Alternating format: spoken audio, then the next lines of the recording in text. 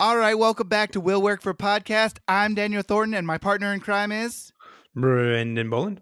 welcome back, guys. We wanted to really reflect on the personal branding piece that we heard last week. So I still am confused about how it's separate from our LinkedIn profile. Like how do I what should I do differently on LinkedIn or wherever on my social media? You said you knew something. Well, no, so I think the difference is that it's not that piece yet. It's not your resume. It's not your LinkedIn profile. I think it's much more about like you and your understanding of what you want. It's your mission statement, right? So like you're putting together this like really succinct kind of concept that is both like who I am as a person and professional, like what I've done already that maps to that, and then kind of like what are my values and what am I looking for in whatever work I do. So I think the way that Aaron talked about it is you do all of this reflective work, so you kind of have this ready, that you have the language ready to go, whether you're at a networking meeting, whether you're in an interview, you just kind of already like, this is who I am, no matter what space I'm in. So when it gets to the LinkedIn piece, then you're like thinking about each of your jobs, your professional like experiences, and you're mapping it to that. So that way everything is kind of coming back to this, like what she said is his brand, right? Mm-hmm. Right. And I think it's really just to allow you to make sure that you have alignment So you have a wherever through you line. are. Yeah, exactly. It's the through line that to bring back to Sam Thiara and his concept. Yeah, exactly. Yeah, I guess I get that. I just and I know about the mission statement.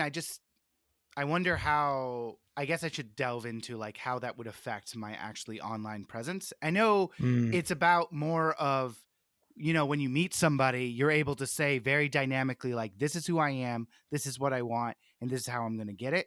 And I get that entirely, but I guess I was thinking it more, especially when you hear branding, I'm like, oh, is this about like a picture on the Instagram or LinkedIn or whatever it is. And so I'm just trying to reconcile those thoughts.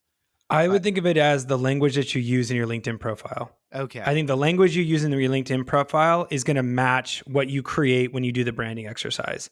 And so that again is like, it's making sure that you have this practice language and it's present in all of these different spaces. So for her example, right? Her example was integrity. That was like a big, like her core value. Right. So I bet you if we look at her profile and we look at the way that she writes about things, she's bringing that in there. You see that concept repeated in the way that she presents herself.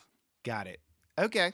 All right. Well, I will look into my LinkedIn profile and see, and after I do the analysis and see what I do. I mean, I've done some of it. We're just keep tweaking that link. Like I know. Someday we'll it's get one. Literally never done. Yeah. It's like every time we have a new guest on, I'm like, well, I should change this. I got to go back. I need to put a new word in here, and I just never know what it's done, but it's fine. You keep the work is ever going, There it is. And in the spirit of our former friend Ediana, who talked about, rejection is redirection, we want to bring you our rejection letter of the week, which comes from Dawes Books. And it's actually somebody who what's it called? They submitted a transcript, and it says, Dear contributor, thank you for considering Dawes Books for your manuscript. We are one of the very few publishers left who still consider unsolicited manuscripts and review every single manuscript on a daily basis.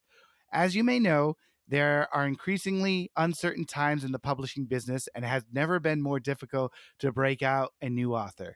A book by a writer new to our list needs to be truly outstanding. Unfortunately, we do not feel your manuscript would be a commercial success for us in the present time. But remember, we have rejected books that went on to be published by other companies and other publishers originally, rejected some of the best known authors. We wish you the best possible fortune in your writing career, and please feel free to try us again. Best wishes, the person. Pretty nice.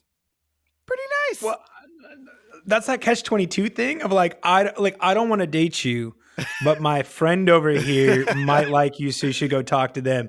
That was literally like a don't feel bad that we rejected you because like, well, yeah, I think I do appreciate them saying that. Hey, we've been wrong before, right? And other people might actually pick this up. We just don't feel interested, and that makes sense in a lot of places, right? We see that That's how labels get reputation. That's how kind of it works in this curated market. I still feel like I'd feel a little hurt. Well, I wanted to bring it in too because if you're a writer, this is your rejection letter. So it's just a different like form of it. It's a So model. yeah, Yeah. it's a model for how it goes. It's fine. And guys, if you're out there feeling rejected, just like and subscribe to hear some more, so we can all build this, so we can build this community. And we love hearing from you. Reach us at Instagram. All the things, LinkedIn, whatever, message us. We'll work for podcasts across all the platforms, and on with the show.